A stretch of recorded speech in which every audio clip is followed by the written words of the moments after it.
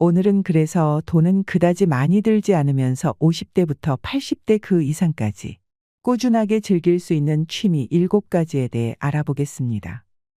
늦었다고 생각하시지 마시고 지금부터라도 꼭 각자 좋아하는 취미를 찾고 자기 마음 수양에도 힘쓰셔야 합니다.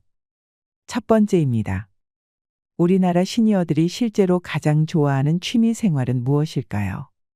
한 연구에서 한국인을 대상으로 20년 동안 추적 조사한 결과 한국인이 가장 좋아하는 취미 생활은 등산인 것으로 밝혀졌습니다.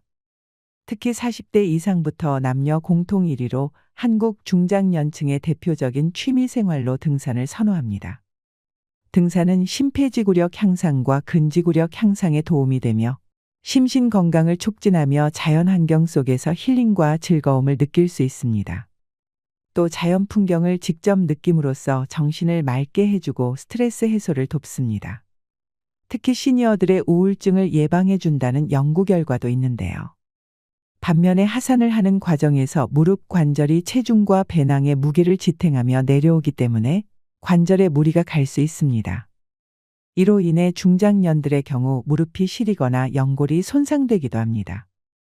이처럼 등산은 무릎 관절 안 좋으신 분이나 근력이 거의 없으신 분들은 피하는 것이 좋습니다. 체력과 경험에 맞는 쉬운 코스부터 시작하셔서 나에게 맞는 적절한 난이도를 선택하시면 됩니다. 특히 등산 전에 충분한 스트레칭을 통해 부상 위험도 예방하셔야 합니다. 등산 중간중간 적절한 휴식을 통해 체력을 유지하는 것도 아주 중요합니다.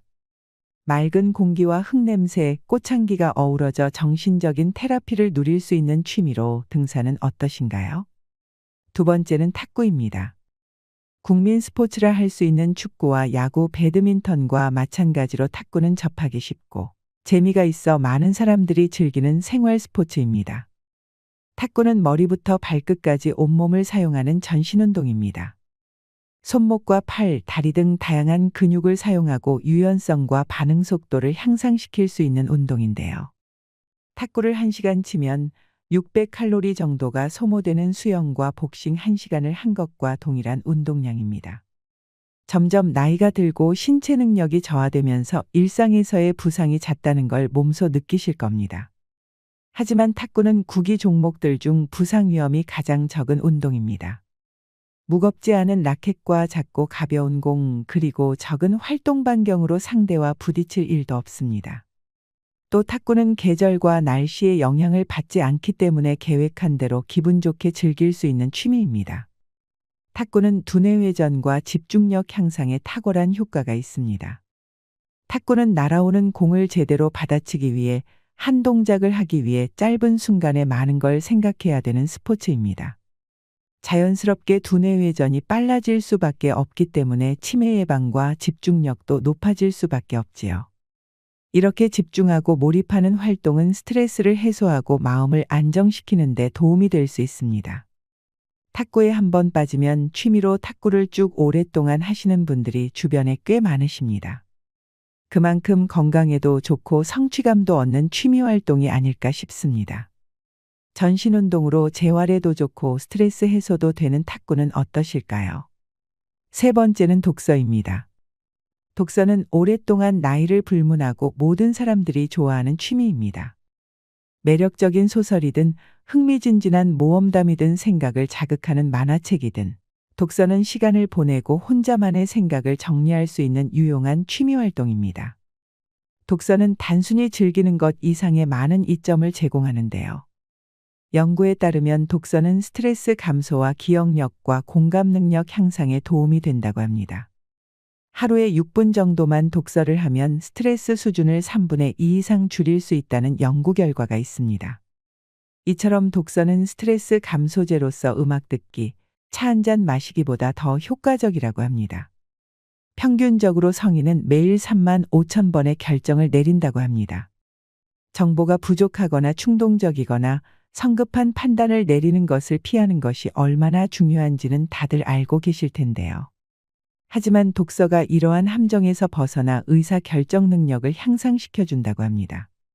또한 시야를 넓히고 삶에 대한 새로운 관점을 제시하면서 노년의 쓸데없는 걱정에서 벗어날 수 있는 데 도움이 됩니다. 또 독서는 숙면에 도움을 주기도 하는데요. 같은 시간에 TV를 보는 것보다 독서로 하루의 마무리를 하시면 어떨까요? 네 번째는 파크골프입니다. 파크골프가 조금 생소하신 분들도 있으실 거라고 생각합니다. 파크골프는 공원과 골프의 합성어로 도심의 공원에서 나무채와 플라스틱 공으로 간편하게 즐길 수 있는 골프의 한 종류입니다. 다만 일반 골프는 경제적인 부담으로 인해 아직은 진입장벽이 높은 편에 속하는데요. 이러한 이유로 인해 요즘은 골프를 조금 더 가볍게 즐길 수 있는 파크골프에 관심이 높아지고 있다고 합니다. 따로 필드나 스크린 골프장을 가지 않아도 되기 때문에 저렴한 비용에 부상 위험도 적고 체력 소모도 적으면서 시간 제약 없이 즐길 수 있기 때문에 온 가족이 즐기기에도 좋습니다. 일반적으로 정상적인 생활을 하는 어르신들의 경우 하루 필요한 운동량은 300칼로리 정도인데 파크골프 경기를 위한 1시간 30분의 운동량은 200칼로리 정도이므로 노인에게 적합한 스포츠라 할 수 있습니다. 또 비교적 힘든 기술을 요구하지 않기 때문에 나이에 상관없이 즐기기에 좋아서 80대까지 추천드리는 취미 활동입니다. 복장은 평소에 입으시는 편한 운동복을 입으시면 되고 개인적인 생각으로는 스윙을 하기 때문에 모자가 달린 상의보단 일반 옷이 더 편할 것으로 생각됩니다. 입문 장벽이 낮고 가볍게 즐길 수 있는 파크골프로 취미를 시작해 보시는 건 어떨까요? 다섯 번째는 식물 키우기입니다. 식물이 주는 심리적 효과에 대해서는 이미 많은 부분에서 인식되어 왔습니다. 특히 자연과 격리된 현대인들에게 자연과 식물이 주는 심리적, 신체적 효과에 대한 관심이 높아지고 있는데요. 식물에 관심이 높은 사람일수록 정서 조절, 정서 활용 등이 높게 나타난다는 연구 결과가 있습니다. 그만큼 식물 재배의 경험은 정신적인 안정을 가져다주는 취미입니다.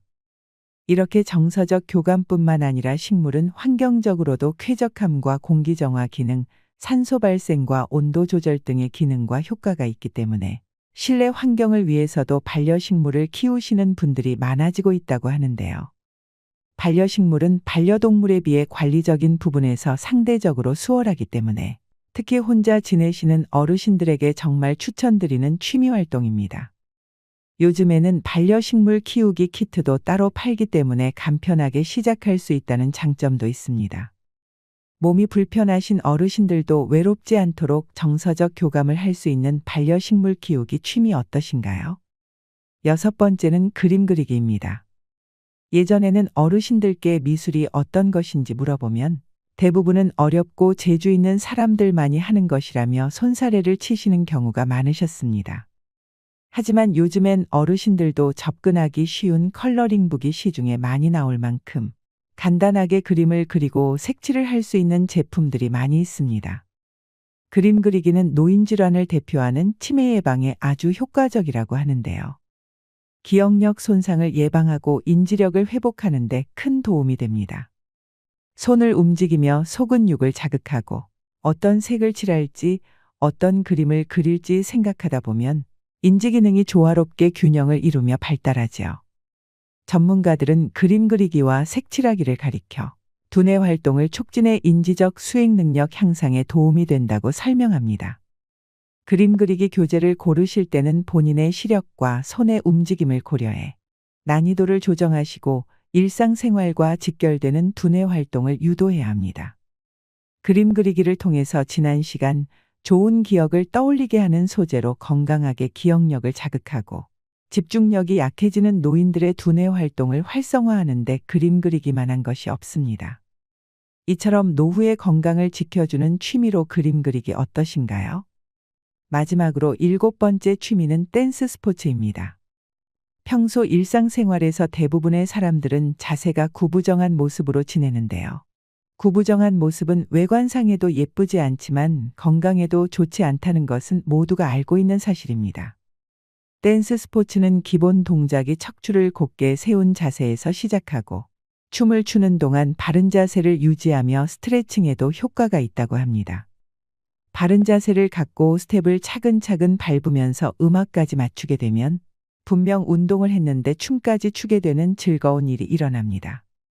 아는 지인분 중에 댄스 스포츠를 시작하신 지 한 달 정도 되신 분이 있는데 마사지 샵에 갔더니 자세가 좋아져서 등뼈가 들어갔다고 하셨다고 합니다. 이처럼 댄스 스포츠는 자세 교정에 아주 좋은 운동입니다. 또 칼로리 소모가 많은 편이기 때문에 다이어트를 하시는 분들에게 좋습니다. 800m 장거리를 뛰는 것과 호흡량이 비슷한 유산소 운동으로 빠른 시간 안에 효과를 볼 수 있습니다. 댄스 스포츠는 자세 교정 외에도 하체 근력과 척추 주위의 근력 강화에도 도움이 되고 스트레스 해소에 적합해 우울증 예방에도 많은 효과가 있다는 연구 결과가 있습니다. 또 디스크와 관절이 좋지 않은 분들도 댄스 스포츠를 통해서 치료된 사람들이 많다고 하는데요. 일상에서의 스트레스를 맘껏 해소하면서 왈츠나 탱고, 줌바로 바른 자세와 예쁜 몸매도 얻고 사교와 활력을 얻을 수 있는 댄스 스포츠는 어떠신가요? 오늘의 영상 어떠셨나요? 인생을 세 토막으로 나눈다면 마지막 30년은 건강하게 잘 살면서 여태 못한 일들 하고 싶은 것들, 간절하며 아쉬워했던 일들을 하면서 여유 있는 삶을 살아야 하는 원더풀 라이프 시간입니다. 은퇴라는 것은 일생의 가장 큰 전환점이 돼야 합니다. 마지막 그리고 딱 왔는데 몸무게가 30kg야. 30kg. 30kg면은 항암을 못 한대요. 40kg가 넘어야지 항암을 한다는 거예요. 근데 이분이 2달밖에 못 산다고 그러는데 내가 2달 있다가 죽을 거라면 병원에서 죽고 싶진 않더래요. 그러니까 2달 동안 먹지도 입지도 못했던 거야. 이 자매가. 그래갖고 이제 생태마을에 8월 달에 온 거야. 우리 생태마을에 머물고 싶어갖고. 경치 좋은 데서 개신교 신자야. 하나님 찬양하고 죽겠다고. 응. 그래갖고 내가 만나러 나가려고 그랬더니 직원들이 신부님 받지 말라고. 지금 방이 예약이 이미 10월, 11월 달까지 다 차가고 그분이 받으면 안 된다고. 절대 받지 말라고 그러는 거예요. 내가 또 마음이 약해갖고 잘 받거든요. 그러니까 이제 직원들이 이제 그 마음 약해질까봐 받지 말라고. 근데 내가 딱 마당에 나가서 그 자매를 딱 봤는데 이뻐.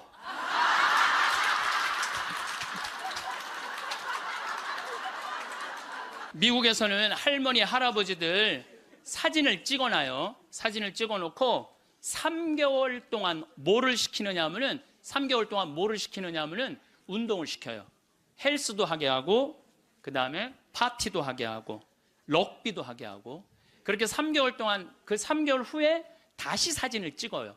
그랬더니 3개월 전에 찍은 사진보다 3개월 후에 찍은 사진이 훨씬 젊게 보이더라 이거예요. 사람은요 어떤 마음을 가지고 사느냐에 따라서 생김새도 달라진다는 거예요. 나는 늙었어. 난 이제 죽을 거야. 죽을 날만 계속 기다리고 있잖아요.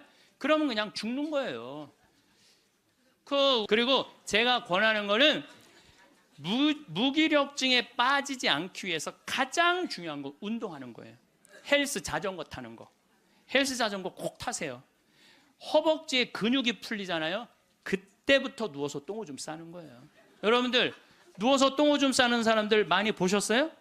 아마 내가 제일 많이 봤을 거야. 누워서 똥오줌. 왜냐하면 환자 봉송체 나가니까.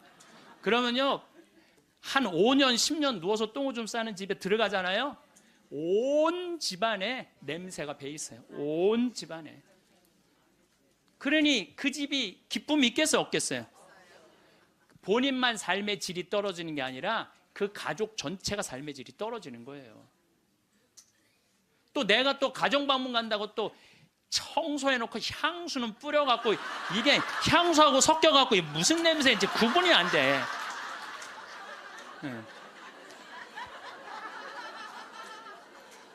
그리고 여기 80 넘으신 분들 가운데 자식이 전화 안 한다고 섭섭해하지 말아요. 자식이 전화 안 한다고. 당연히 잊어먹을 때도 돼요. 그 나이 되면은. 그 나이 되면 잊어먹을 때도 돼요. 어머니 아버지가 있는지 없는지도 모르는데 무슨 전화야 전화는. 그리고 정 목소리 듣고 싶으면 본인이 하세요. 전화기 째려보고 있지 말고. 1번 누르면 큰아들, 2번 누르면 작은 아들 나오는데 그걸 못하고 이놈의 새끼들이 손가락이 없어 발가락이 없어 왜 전화를 안 해. 자기가 하면 되지. 그래서 늙어서는 뭐를 버려야 되냐면 거지 근성을 버려야 돼요. 누가 나한테 해주겠지, 날 찾아와 주겠지, 이런 생각 절대 하지 말라는 거예요. 근데 저는 이런 생각이 들어요. 대한민국에 지금 70, 80대 되신 분들이 이 나라 일으켜 세운 거예요. 이 나라 일으켜 세우고 고생이란 고생은 다 하고, 그럼 이제 호강할 때도 됐는데 아직도 뭐가 몸에 뱄냐면 나 같은 게 무슨 호강이야, 이런 생각을 하는 분들이 너무 많아요. 그래서 여러분들 제발 집을 나가세요. 네, 네. 집을 무조건 나가야 돼요. 집을 나가야지 집안에 있으면 안 돼. 그래서 월요일 날은 경복궁이 쉬죠. 화요일 날은 경복궁, 수요일 날은 덕수궁, 목요일 날은 창덕궁, 금요일 날은 국립박물관, 토요일 날은 온양온천, 전철 공짜냐, 온양온천 갔다 오고, 일요일 날은 춘천 갔다 오고, 그렇게 계속 돌아다니는 거예요. 계속 돈 하나도 안 들어요. 다 무료 입장이야. 다 무료 입장. 내가 말하는 데는 다 무료 입장이야. 그렇게 계속 돌아다니다 보면은요, 죽을 때 어떻게 죽는다고? 지쳐서 죽는다니까. 지쳐서. 죽을 때 지쳐서 죽어야 돼. 네. 네. 아니 57이라는데 그렇게 이뻐요. 이쁘더라고요. 난 서 있지를 못하는 거야. 2달 동안 입지도 먹지도 못했으니까. 너무 이쁘더라고요. 그래서 신부님, 나 2달밖에 안 남았는데 여기 있고 싶다고 좀. 그래서 내가 직원들한테, 야, 죽은 사람 소원도 들어준다는데 산 사람 소원 하나 못 들어주냐? 참 예수님, 반갑습니다. 네, 시작기도 하고 강의 시작하도록 하겠습니다. 성부와 성자와 성령의 이름으로 아멘. 암이라고 하는 무서운 병을 만나면서 비로소 하느님을 만나게 되었습니다. 관념이나 추상적인 존재로서가 아니라 매일매일의 삶과 고통 속에서요, 이전에 중요하다고 생각했던 것들이 얼마나 덧없음도 알게 되었고 저를 겸손하게 만드신다는 걸 감사하고 있습니다. 이 세상에서 내가 누구인지 하느님과 나의 관계에서 보다 깊이 이해하게 되었습니다. 내 자신의 한계를 처절하게 경험했고 깊은 실망도 알게 되었습니다. 그럼에도 희망이 얼마나 소중한 것인지 조금 알게 된 것 같아요. 그리고 항상 사람들 속에서 서로를 보살피며 살아야 한다는 것을 비로소 알게 되었습니다. 영광이 성부와 성자와 성령께 성같이 이제와 항상 영원히 아멘. 네, 참 예수님. 네, 우리가 항상 죽기 전에 후회를 참 많이 합니다. 사람들이 병들어서 자신에게 주어진 시간이 얼마 남지 않았다고 하면, 하느님, 만약 당신께서 다시 한번 저에게 생명을 허락하셔서 건강하게 된다면 훨씬 더 착하게 살고 운동도 열심히 하고 남들한테 희생도 잘하고 성당도 열심히 다니겠다고 그렇게 자신과 약속하는 사람들 참 많아요. 그렇죠? 내가 본당 신부 때 키가 1m 한 74cm 되는 처녀 아이였어요. 키도 크고 얼굴도 이쁘고. 근데 아버지가 고엽제로 돌아가셨어요, 베트남에서. 근데 그때만 해도 이 자식한테 물림을 당한다고 그랬는데 병원에서 유방암일 가능성이 있다고. 그래갖고 이제 검사를 해놓고 한 2주 후에 결과가 나오는 거야. 근데 그 2주 동안 너무 불안한 거야. 그래서 사제관을 찾아왔어요. 신부님, 너무 불안하다고. 나 암이면 어떻게 하느냐고. 나 아직 시집도 안 갔는데 아버지 그렇게 돌아가시고 어떻게 하느냐고 막 정말 눈물을 흘리면서 고통스러워하고 괴로워하는 그 아가씨가 있었어요. 그래, 우리 기도해보자. 다 암이지 않을 수 있으니까. 그 2주 후에 이 친구는 와갖고 너무 화난 얼굴로, 신부님 암이 아니래요. 이 친구는 지금 거의 20년이 지난 지금도 아주 행복하게 잘 살고 지금도 1년에 한 번씩 나한테 인사를 와요. 여러분들도 병원에 갔는데 당신 암이라고 그러고 검사를 했어. 그 기다리는 기간 동안 여러분들 무슨 생각할 것 같아요? 결과 기다리는 동안 별 생각을 다 할 거예요. 내가 왜 이렇게 착하게 살지 못했을까? 만약에 내가 다시 살아난다면 마약도 더하고 일도 12시간씩 더하고 내가 미워하는 놈 끝까지 미워하고 이런 사람은 한 명도 없을 거예요. 그렇죠? 만약에 내가 더 다시 살아난다면 더 착하게 살고 더 기쁘게 살고 더 사랑하면서 살겠다고 100이면 100명 다 그렇게 결심할 거예요. 내가 만약에 암이 아니라면 이런 놈들 그때 내가 그 놈을 더 괴롭혔어야 되는데 더 미워했어야 되는데 만약에 이런 마음을 죽기 전에 다시 건강해진다면 그런 마음을 갖는다면 이런 사람이 지옥에 가는 거예요. 이런 사람은. 난 이런 사람은 없다고 생각을 해요. 우리가 죽음이 아픈 건 사랑하지 못하기 때문에 아픈 거예요. 우리가 죽음이 아쉬운 건 미처 누리지 못한 행복 때문에 죽음이 아쉬운 거예요. 우리가 죽음이 괴로운 건 이 세상에서 사람으로서 꼭 해야 되는 도리를 하지 않고 이웃을 도우지 않았기 때문에 죽음이 아픈 거죠. 많은 경우 살아있을 때 우리 자매님들이 남편한테 이래요. 제발 담배 좀 끊어. 그때 안 끊다가 폐암 딱 걸려서 그때 끊는 사람들. 제발 술 좀 끊어. 그래도 안 끊다가 간암 걸려서 끊는 사람들. 이런 사람들이 가장 바보 같은 사람들이에요. 지난 2월 달에 괌에 강의를 갔다 왔는데 거긴 휴양지잖아요. 그 총회장님이 재미난 얘기를 하시더라고요. 신부님 그 괌에 휴양지 띠 뛰는 데가 있대요. 그러면은 생전 안 보이던 사람이 어느 날부터 뛰기 시작한대요. 그럼 사람들끼리 서로 수군거린대요. 저 사람 의사가 당신 운동하지 않으면 죽는다고 얘기한 사람이다. 3개월 뛰다가 사라진대요. 죽은 거죠. 여러분들 운동도요 평상시에 하는 거예요. 평상시에 병 걸려서 암 걸려서 하는 게 아니고 뭐든지 지금 해야 돼. 사랑도 나중에 하지 말고 지금 하고, 술도 나중에 끊지 말고 지금 끊고, 담배도 어떻게 나중에 끊지 말고 지금 끊고, 성주순례도 나중에 가지 말고 지금 가야 된다는 거예요. 사랑도 그래요. 많은 사람들이 왜 나를 아무도 사랑해주지 않지? 나 같은 거한테는 관심도 없네.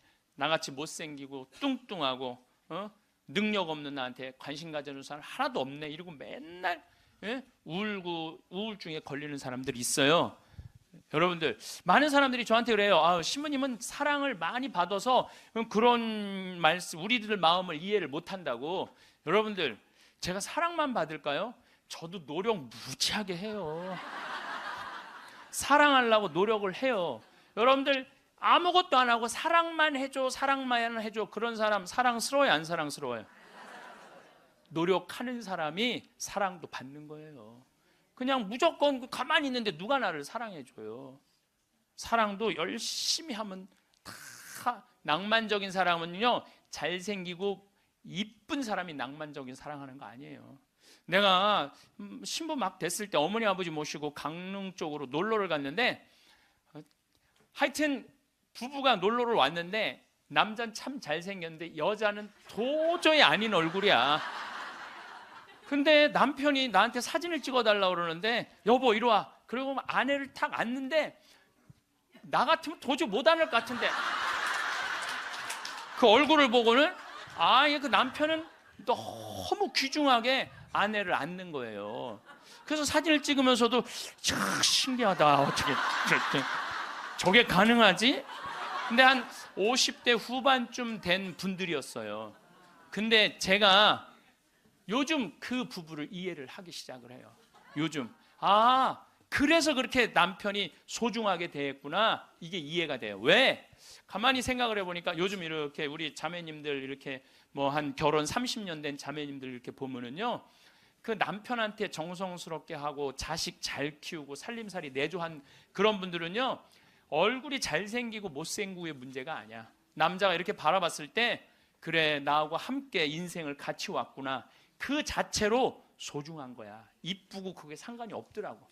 요즘 이제 나이를 먹으니까 그게 이해가 되더라고요. 그래서 그렇게 끌어안고 참 웃으면서 그 아내를 바라봤구나. 사랑은요 잘생기고 예쁜 여자가 하는 게 아니에요. 마음이 따뜻한 사람들이 하는 게 사랑이에요. 신부님, 저는 얼굴이 못생겨갖고 아무도 저를 바라봐주는 사람이 없어요. 여러분들, 얼굴이 못생겨갖고 아무도 자기를 사랑해주지 않으면 방법이 있어요. 자기가 자기를 사랑해주면 돼요. 자기가 자기를 사랑해주면 되잖아요. 남이 사랑해줄 때 기다리면 그거 힘들어요. 내가 나를 아끼고 사랑해주면 빛이 나.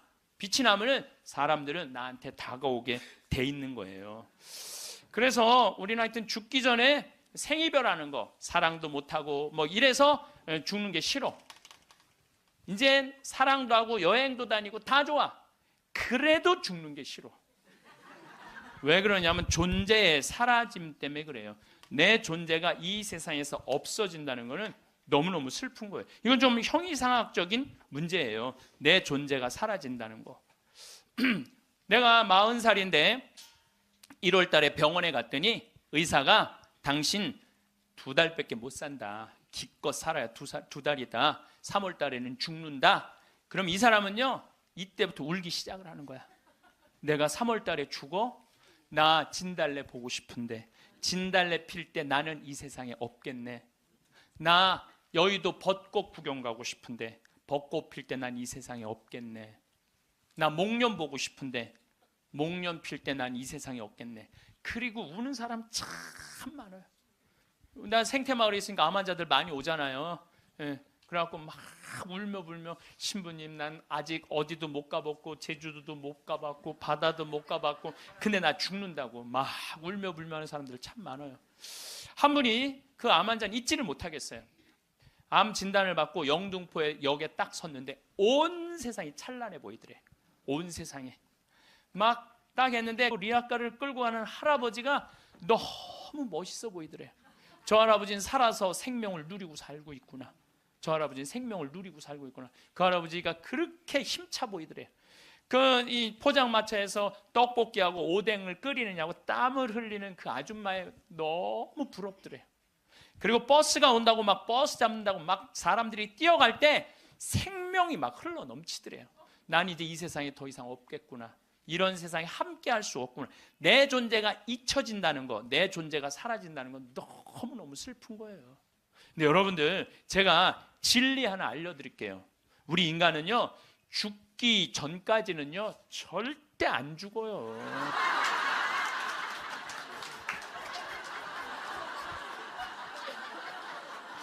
아직 죽지도 않았는데 청승 떨지 말라 이거예요. 죽지도 않았는데 청승 떨지 말라는 거예요.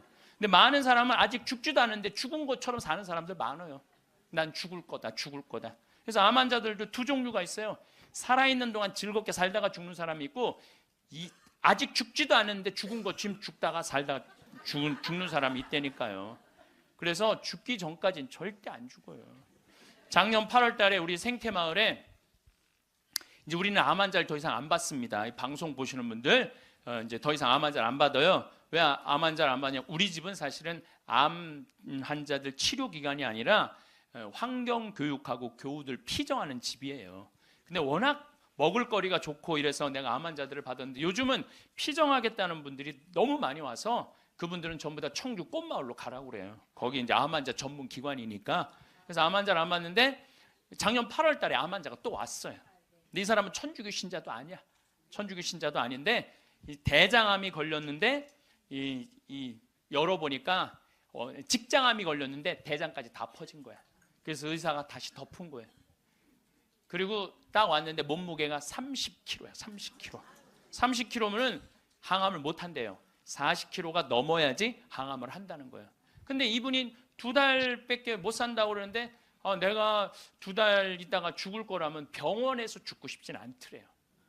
그러니까 2달 동안 먹지도 입지도 못했던 거야. 이 자매가. 그래갖고 이제 생태마을에 8월 달에 온 거야. 우리 생태마을에 머물고 싶어갖고 경치 좋은 데서 개신교 신자야. 하나님 찬양하고 죽겠다고. 그래갖고 이제 내가 이제 만나러 나가려고 그랬더니 직원들이 신부님 받지 말라고. 지금 방이 예약이 이미 10월, 11월 달까지 다 차가고 그분이 받으면 안 된다고. 절대 받지 말라고 그러는 거예요. 내가 또 마음이 약해갖고 잘 받거든요. 그러니까 이제 직원들이 이제 그 마음 약해질까봐 받지 말라고. 근데 내가 딱 마당에 나가서 그 자매를 딱 봤는데 이뻐.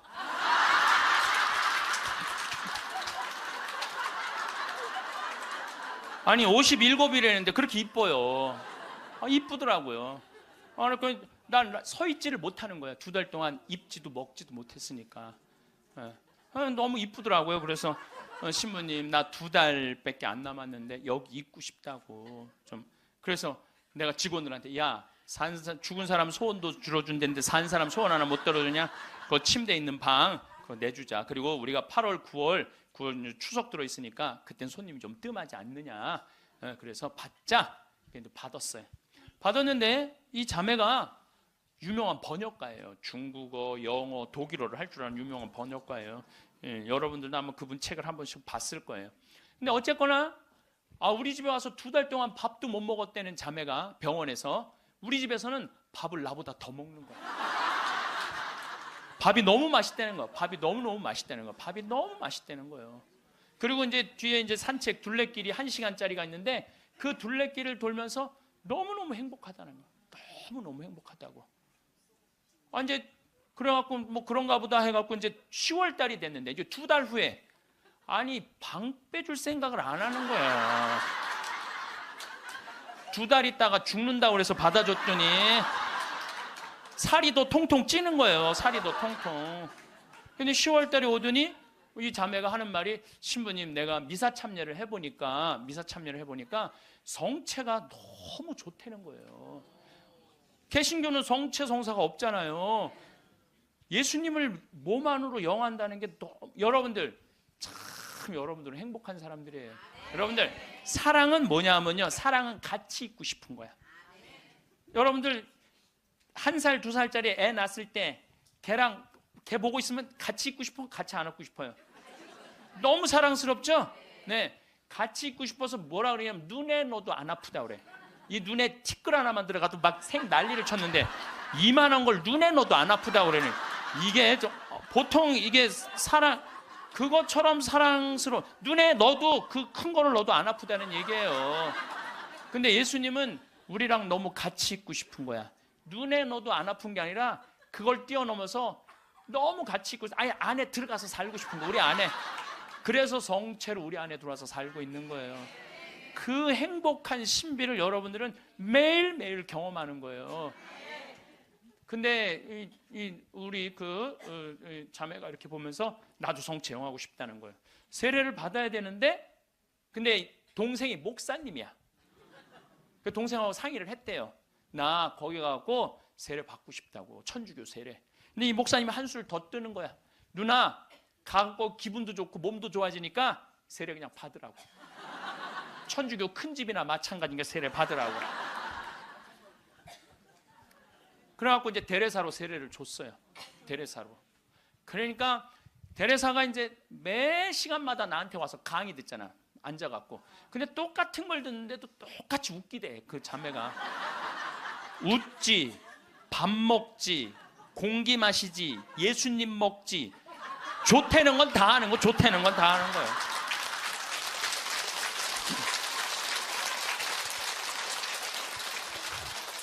제가 시작 기도로 바친 게 이 자매가 나한테 메시지를 보낸 거예요. 네. 암이라고 하는 무서운 병을 만나면서 비로소 하느님을 만나게 되었습니다. 그 전까지는 교회도 잘 안 나갔대요. 관념이나 추상적인 존재로서가 아니라 매일매일의 삶과 고통 속에서 이전에 중요하다고 생각했던 것들이 얼마나 덧없음도 알게 되었고 저를 겸손하게 만드신다는 걸 감사하고 있습니다. 이 세상에서 내가 누구인지 하느님과 나의 관계에 대해 보다 깊이 이해하게 되었습니다. 나 자신의 한계를 처절하게 경험했고 깊은 실망도 알게 되었습니다.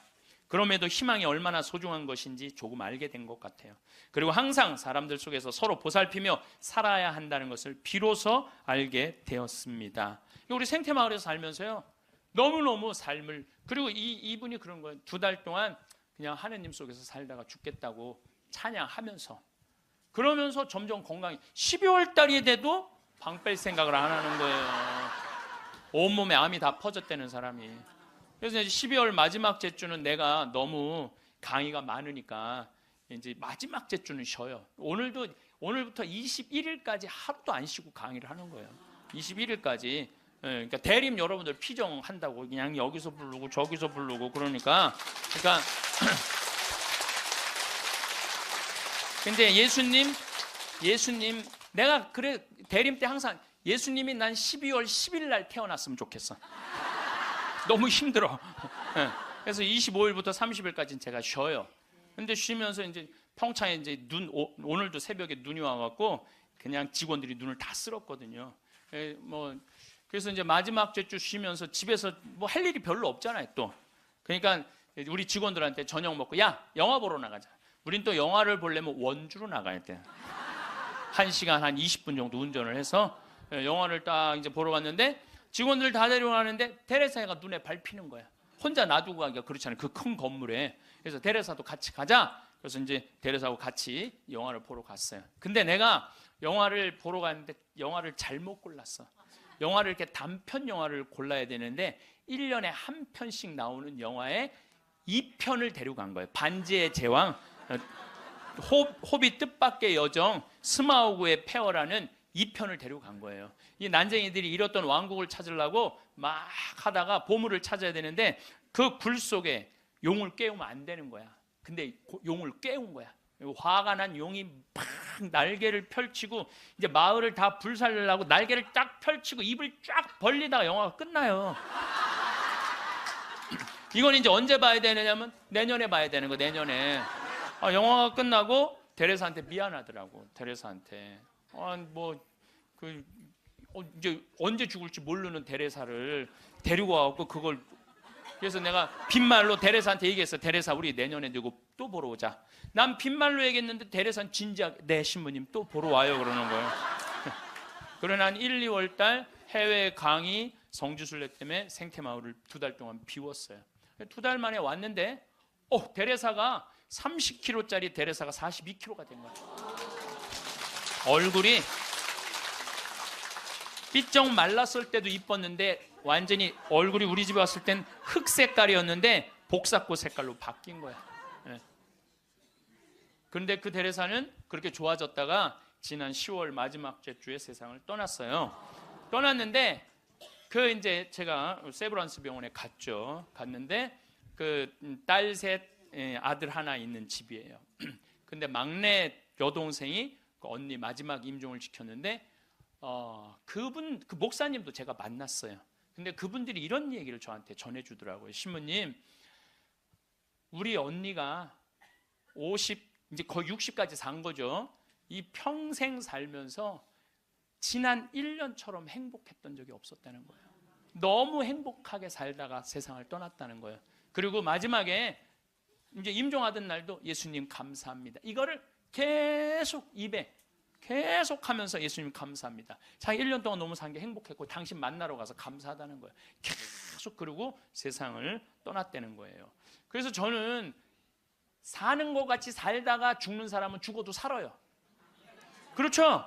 근데 이 세상을 죽는 것 같이 사는 사람은 죽어도 죽어요. 죽어도 죽는 거예요. 그래서 데레사가 그렇게 참 예쁜 모습으로 세상을 떠나는 걸 보면서 우리가 오래 사는 게 문제가 아니야. 사는 날까지 즐겁게 사는 게 행복한 거예요. 우리 그 데레사가 마지막에 나한테 보낸 메시지가 있어요. 이거 내가 끝기도에 할 거지만 지금 다시 한번 읽어드릴게요. 누군가 제게 제일 좋아하는 게 무엇이냐고 묻는다면 즉시 하늘을 바라보는 것이라고 답할 거예요. 우리 생태마을에서 이렇게 하늘을 바라보는 모습이 너무너무 행복했대요. 하늘이 파란 하늘을 바라보는 게. 새벽 하늘, 해질녘, 하늘 낮과 밤의 하늘을요. 하늘은 늘 자유롭고 무한하며 아름다워요. 하늘을 보면 주님께 삶을 주신 그 사랑에 감격해서 울고 싶고 웃고 싶어요. 하늘을 바라볼 수 있게 하신 그 사랑이 감사합니다. 라고 이렇게 나한테 아름다운 많은 시들을 보내면서 번역가였으니까 이렇게 해서 이제 데레사는 세상을 떠났어요. 여러분들 죽음을 미리 앞당겨서 죽지는 마세요. 살아있는 동안 삶을 즐기고 죽을 때 죽음을 받아들이는 훈련이 필요합니다. 저도 아주 그런 거하고 상관없는 이 위암 아주 초기 환자였어요. 그래서 위를 3분의 1을 잘라냈어요. 근데 5년 전이죠 이제. 그런데 내가 그러고 난 다음에 사는 게 모든 게 감사해. 살아있는 게 감사해. 살아있는 게. 내가 제일 그 삶을 많이 누리고 느끼고 살고는 있지만은 제일 행복할 때가 언제냐면은 이제 아침에 읍내 목욕하러 나가요. 그 이제 우리는 읍내 목욕탕 이제 한 8km 되니까 운전을 한 10분 정도 하면은 목욕탕에 6시에 딱 가면은 우리 또 시골은요 전날 청소하는 사람이 다 딱 탕을 닦아놓고 물을 안 받아놓고 가요. 내가 딱 가면은 탕에 물을 내가 제일 먼저 물을 틀어서 물을 받아. 그래갖고 이제 물을 받아갖고 샤워를 하고 탕 안에 그 제일 깨끗한 찬물에 몸을 쫙 담그면은요 온몸이 너무 편안한 거예요. 거기서 이제 묵주기도 5단을 일단 하고 묵주기도 5단을 하고 이제 나와서 딱 운전을 하고 그 평창 읍내에서부터 우리 집까지 오는 길이 내내 옆에 강이 있어요. 딱 하면요 아침에 물 한 개가 산에 쫙 걸려 있고 백로가 쫙 날아가고 강물 소리 듣고 그 바람을 맞고 있으면요 살아있는 게 이렇게 행복한 거구나. 이게 돈 드는 일이 아니에요. 우리가 삶을 얼마든지 누리고 느끼고 생명을 누리고 살 수 있어. 우리가 그걸 할 줄 모르는 게 문제인 거예요. 할 줄 모르는 게. 여러분들도 오늘 이렇게 와서 강의 들으니까 삶이 생명감이 좀 느껴지지 않아요? 네. 그래서 집에 있으면 안 되는 거예요. 집을 나가야 되는 거 무조건. 네. 집에 있으면 우울증밖에 걸릴 게 없는 거예요. 네. 제가 여러분들 죽을 때 가족들 모아놓고 나는 내가 처음 자전거 탈 때 아빠가 뒤에서 잡아주고 너 혼자 이렇게 자전거 처음 탔을 때 아빠는 얼마나 행복했는지 몰라. 죽을 때 아빠가 자식한테 이렇게 얘기하는 거죠. 내가 너희들 손잡고 우리 생태마을 국장하고 아들 둘하고 3, 4년 전에 스페인 산티아고 600km를 걸었어요. 우리 국장은 한 달 동안. 그게 내가 보기에는 죽을 때 내가 너희들하고 그때 걸었을 때 너무너무 행복했어. 이런 말을 할 때 여러분들 멋있게 죽는 거예요. 안 죽으려고 이리 도망다니고 저리 도망다니고 그냥 풀뿌리 캐먹고 그냥 죽은 건지 산 건지도 모르고 그냥 이러고 살다가 죽지 말라는 거예요, 여러분들. 김수환 추기경님이 돌아가실 때 고맙습니다. 사랑하십시오. 참 멋있게 죽잖아요. 여러분들도 죽을 때 좀 제발 멋있게 죽어. 죽을 때 좀 멋있게 죽어야 될 것 같아요. 내가 지난 6월 달에 필라델피아에 강의를 갔었어요. 강의가 끝나고 이제 버지니아로 옮겨가려고 그러는데 이 기차를 타고 가려고 그러는데 젊은 부부들이 뭐 젊었다고 그래야 한 45, 6 된 부부들이 신부님 저희들이 모셔다 드릴게요. 뭐 뿌레젤이라는 가게를 하는 분이에요. 아니 가게는 어떻게 하고? 직원들이 알아서 해요. 뿌레젤이라는 건 뭐냐면은 밀가루에다가 소금 넣어서 굽는 빵이에요. 이게 하나에 300원이야. 그걸 5개를 묶어요. 그래갖고 그게 그냥 필라델피아는 흑인이 많이 살아요. 그걸 먹고 허기 우리 김밥 같이 먹는 거야. 김밥 같이. 예. 그래서 이제 그럼 고맙다고 한 3시간 반, 4시간 걸리는 거리니까 차를 타고 가는데 이런 얘기, 저런 얘기, 이민 중에 어려웠던 얘기, 행복했던 얘기 많이 하는데 참 그 두 부부가 나한테 기가 막힌 얘기를 해주더라고요. 한참 뿌레젤을 구워서 팔면서 대출도 갖고 그러는데 하루는 완전히 늙은 흑인 하나가 찾아왔대요. 그러니 뿌레젤 300개를 주문을 하더래요. 그래서 내일 갖고 갈 거냐? 그랬더니 아니 오늘 갖고 갈 거야. 아니 당신 2시간이나 기다려야 되는데 기다릴 수 있느냐? 난 기다릴 수 있다고 그러더래. 직원들이 막 눈총을 주더래요. 미국은 다 예약 문화거든. 전날 예약을 하고 찾아가겠다 이러는데 그 흑인은 와갖고 2시간을 기다리고 있더니 돈 벌고 싶은 욕심에 그 뿌레젤을 부지런히 걷대요. 그거 갖고 300개를 줬대. 뭐 하려고 그러냐? 그랬더니 내가 학교 수인데 우리 아이들 주려고 갖고 가는 거다. 그리고 갔대요. 다음 주에 또 오더니 또 뿌레젤 300개를 주문을 하더래요. 화가 나더래요. 이게 무시하는 것도 아니고 이 바쁜데 뿌레젤을 300개를 또 주문하네. 당신 기다릴 수 있겠냐? 나 기다리겠다고 여기서. 그래갖고 고소 줬대. 근데 그 다음 주에 또 오더니 뿌레젤 300개를 또 고달라고 그러더래. 그래서 물어봤대요. 너 이름이 뭐냐? 그랬더니 미스터 윌리래. 미스터 윌리. 미국이 지금 예약 문화인데 당신은 왜 예약도 안 하고 우리를 힘들게 하느냐? 그랬더니 미스터 윌리라는 늙은 흑인이 하는 말이 나는 예약을 할 수 없는 사람이다. 왜 예약을 못하냐? 난 지금 암이 걸려갖고 오늘 죽을지 내일 죽을지 모른다. 그런데 내가 어렸을 때 뿌레젤이라는 빵을 먹고 허기를 때웠다. 지금도 이 얘네들은 그 필라델피아 아이들은 얘네들은 아버지 날, 어머니 날이 따로 있어요. 그럼 그거 하나를 사서 아버지한테 보낸대요. 그걸 옛날 생각을 하고 그렇게 그걸 맛있게 먹는데. 그러니까 나도 어렸을 때 이 뿌레젤이랑 빵을 먹고 허기를 때우고 했는데 지금 내가 수의로 있는 이 학교에 아이들도 아침을 못 먹고 오는 애들이 참 많다. 그래서 내가 마지막에 죽기 전에 그럼 너 학교 심부름이 아니냐? 그랬더니 심부름이 아니다. 내 돈으로 마지막에 이 아이들한테 거의 300달러나 되는 돈을 계속 해갖고 아이들한테 나눠주는다는 거예요. 그래서 나는 언제 죽을지 모르기 때문에 예약을 할 수가 없다. 그리고는 다시는 안 왔대요. 죽은 거지.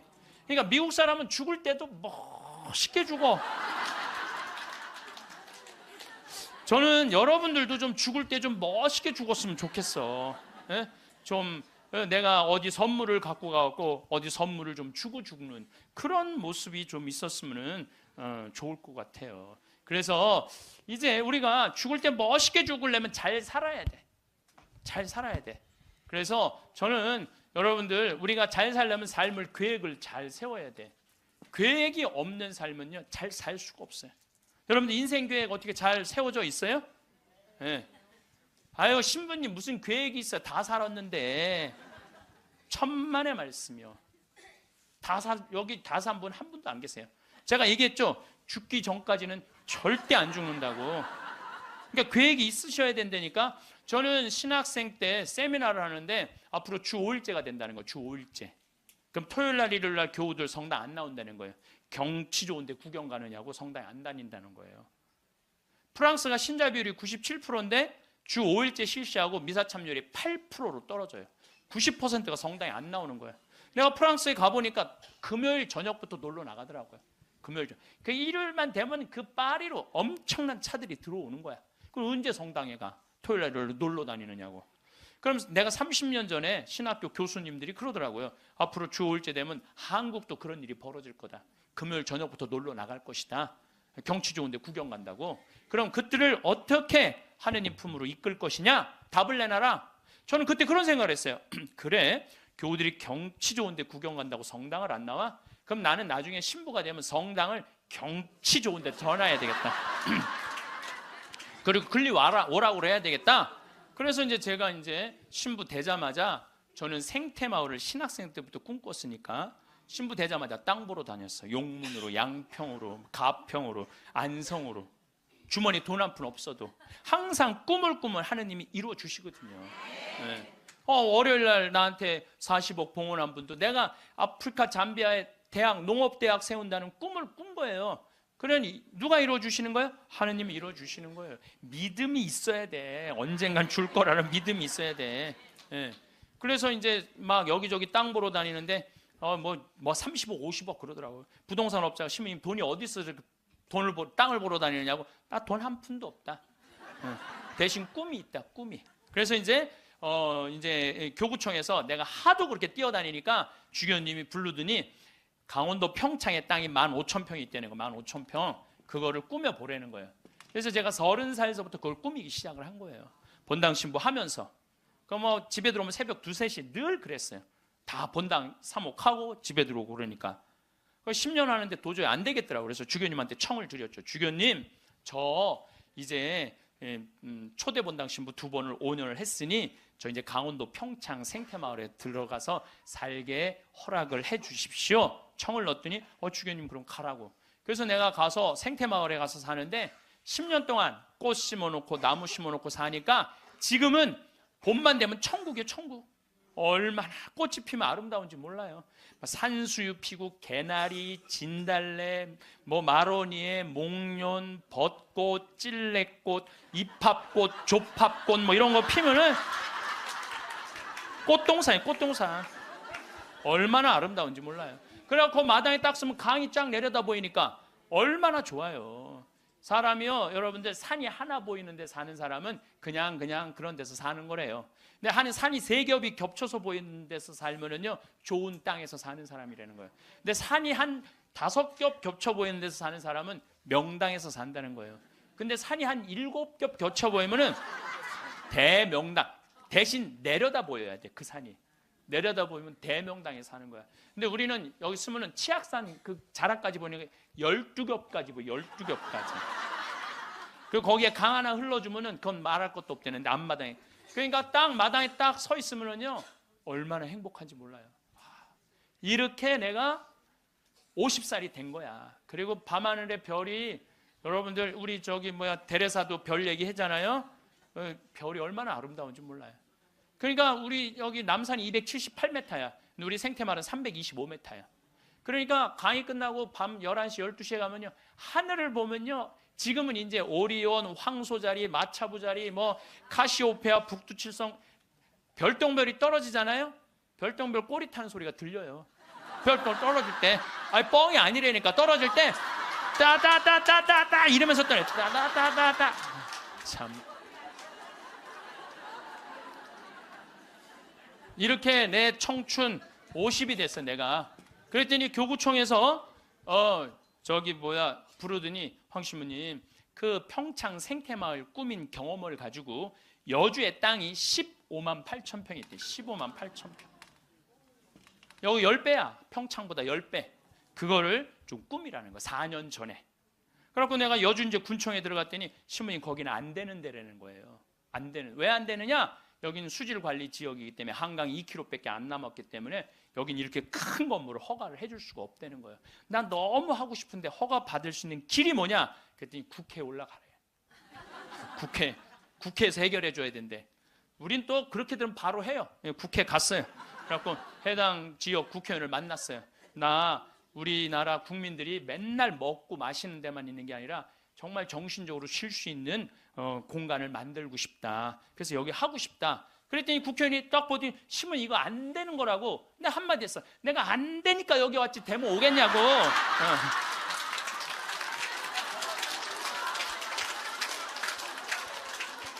그때 마침 그 국회의원이 아주 열심한 천주교 교우였어.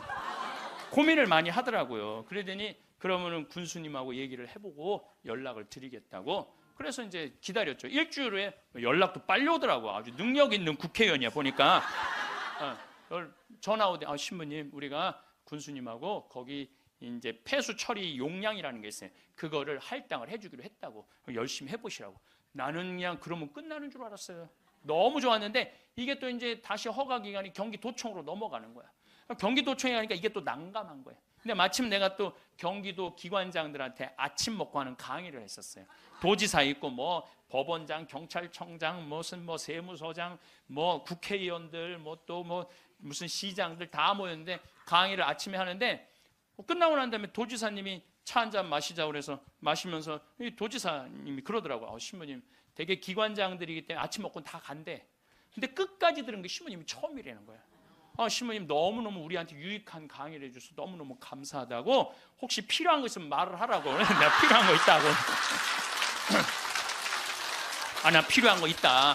내가 지금 여주에 생태마을을 꾸미는데 이게 너무 힘들다. 그랬더니 딱 도지사님 다 알아듣더니 바로 환경국하고 얘기를 하더니 행정실장 부르더니 일사천리로 그 자리에서 또 군수님한테도 전화해갖고 신부님 하는 일 도와주라고. 그래서 너무 나는 또 그러면 끝나는 줄 알았어. 그랬더니 그거보다 더 어려운 기관이 뭐냐면은 한강유역관리청이에요. 거기서 부정적인 의견이 나오면 안 되는 거예요. 거기 갔는데 안 된다는 거예요. 다 안 된다는 거 하여튼 다 안 된다는 거예요. 그래서 갔는데 그 이제 판시관이 7급 공무원인데 여자야. 남자는 이렇게 쑤시고 저렇게 쑤시면 어떻게 되는데 여자는 어떻게 할 길이 없잖아요. 그래갖고 신부님 여기는 안 되는 이유를 쭉 설명을 하더라고. 그런데 난 여기 너무 하고 싶다. 생태 공원도 조성하고 맨날 내가 프랑스 떼제 공동체를 가보니까 한 주에 3,000명씩 와서 피정을 하고 가는 거예요. 한 주에 3,000명. 그러니까 걔네들은 정신적인 훈련을 너무너무 많이 하는 거예요. 근데 우리나라는 그런 데가 거의 없는 거야. 그래서 우리 천주교 교우들도 그래서 저 여주는요 피정 기간이 월요일부터 주일이야. 일주일 동안 하는 거야. 일주일 동안. 그래서 찬송도 하고 미사 참례도 하고 강의도 듣고 밭에 나가고 잠깐 일도 하고 이런 얼마나 여러분들 시간 많잖아. 그러니까 가격은 최대한 낮추면서 우리 교우들이 그런 정신적인 걸 하고 싶다. 그랬더니 신부님 사실은 저는 신자도 아니고 우리 엄마 아버지도 신자가 아닌데 신부님 우리 엄마 아버지가 평화 방송만 본다는 거예요. 신부님 강의만. 자기도 몇 번 봤대. 봤는데 신부님 생각이 좋아서 내가 긍정 의견을 내겠다고. 넘을 산을 다 넘은 거야. 얼마나 행복한지 몰라요. 그런데 진짜 큰 산이 하나 있더라고. 주민들이 결사 반대하는 거예요. 주민들이 한 105호 정도 되는데 그 부평리 주민들이 안 된다. 결사 반대는. 그래서 야 이거 결사 반대하면 안 되는데 그래갖고 내가 이제 주민들 이제 마을회관에 만나자 그랬어요. 딱 만났는데 눈빛이 결사항전의 눈빛이 있더라고요. 결사항전의 눈빛이. 그래서 그러면 한번 왜 반대하시는지 말씀을 해보라고. 근데 여러분들 우리가요 협상을 할 때는요 먼저 말하면 안 돼요. 항상 상대방이 어떤 지금 기분으로 반대를 하는지 얘기를 들어봐야 돼. 그래서 내가 또 생명을 살리는 말씀 말 작년에 강의할 때 대화하는 방법 알려줬잖아요. 내가 그렇게 1년을 말을 했는데 대화를 못 하겠어요. 그래서 이제 겸손하게 앉아서 어르신들이 말씀하시는데 말씀 다 맞는 말씀이더라고요. 그리고 말씀을 들을 때는 눈빛을 깔아야 돼. 일단 이렇게.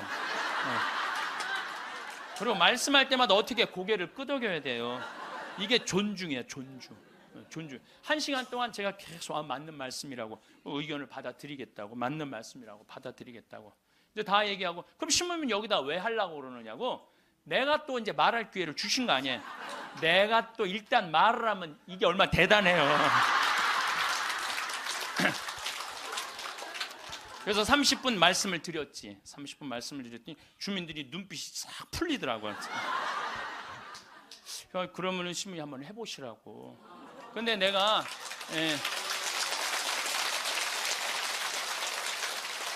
그걸로 끝나서는 안 될 것 같아. 그래서 저는 강원도도 이런 생태마을을 하는데 주민들을 초청하고 싶다고 초청을 해서 이런 생태, 이게 나쁜 게 아니고 정말 생명을 살리고 싶은 그런 마음으로, 건강한 먹을거리를 만들고 싶은 마음으로 하는 거니까 한번 와서 보시라고. 이제 주민들을 이제 우리 생태마을에 모셨어요. 근데 그날따라 피정객들이 엄청나게 온 거야. 그날따라. 그래갖고 막 우리 지역 농산물 다 유통을 하거든요. 지역 동네 뭐 여기 영월 평창에 있는 농산물들 뭐 하다못해 꿀까지도 다 우리 집에 들어오면 피정객들이 와서 다 사가니까. 그러니까 지역 농산물들을 다 유통을 해주니까 얼마나 좋아요. 그걸 보더니 제가 바로 저런 거, 여러분들 거기 이제 옥수수, 감자, 고구마 많이 심거든요. 이런 거 다 유통시켜 주려고 지금 그러는 거다. 주민들이 보더니 우리하고 함께 하려고 그러는 거야. 그래서 주민들이 서명까지 다 해줬어. 서명까지.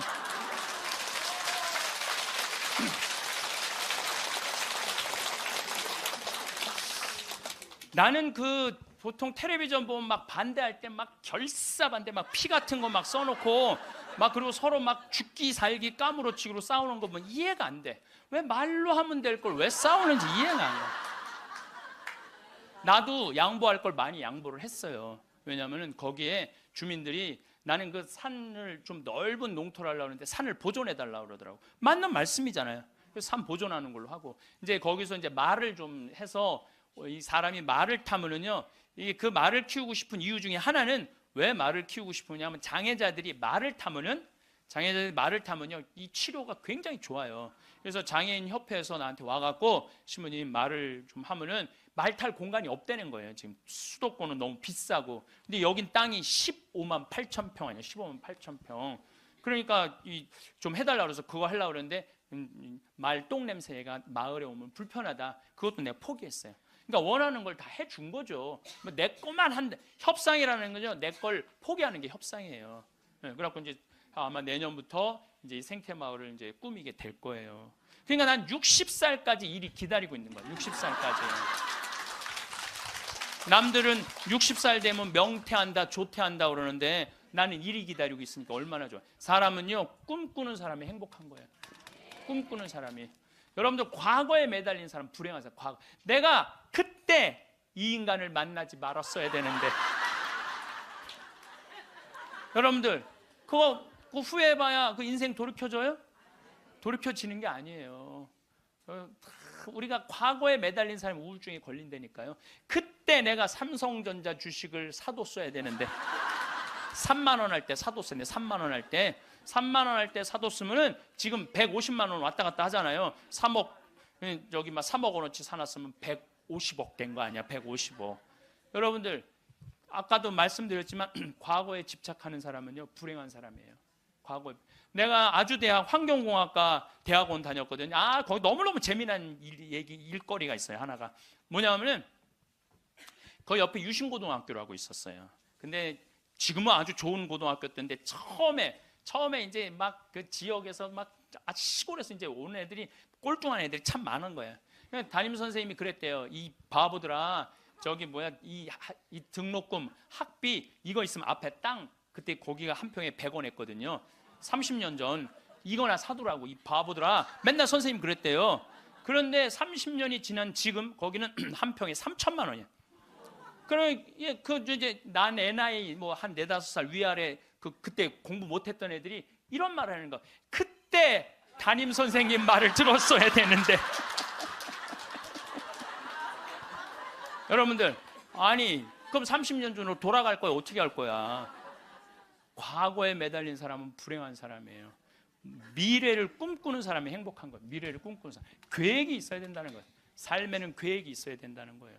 그래서 여러분들은 어떤 계획을 갖고 계시냐. 근데 저는 이런 생각이 들어요. 대한민국에 지금 70, 80대 되신 분들이 이 나라 일으켜 세운 거예요. 이 나라 일으켜 세우고 고생이란 고생은 다 하고, 그럼 이제 호강할 때도 됐는데 아직도 뭐가 몸에 뱄냐면 나 같은 게 무슨 호강이야.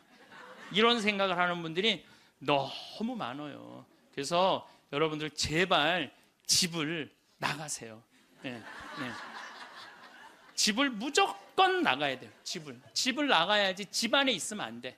그래서 월요일 날은 경복궁이 쉬죠. 화요일 날은 경복궁, 수요일 날은 덕수궁, 목요일 날은 창덕궁, 금요일 날은 국립박물관, 토요일 날은 온양온천. 전철 공짜냐. 온양온천 갔다 오고, 일요일 날은 춘천 갔다 오고. 그렇게 계속 돌아다니는 거예요. 계속. 돈 하나도 안 들어요. 다 무료 입장이야. 다 무료 입장. 내가 말하는 데는 다 무료 입장이야. 그렇게 계속 돌아다니다 보면은요, 죽을 때 어떻게 죽는다고? 지쳐서 죽는다니까. 지쳐서.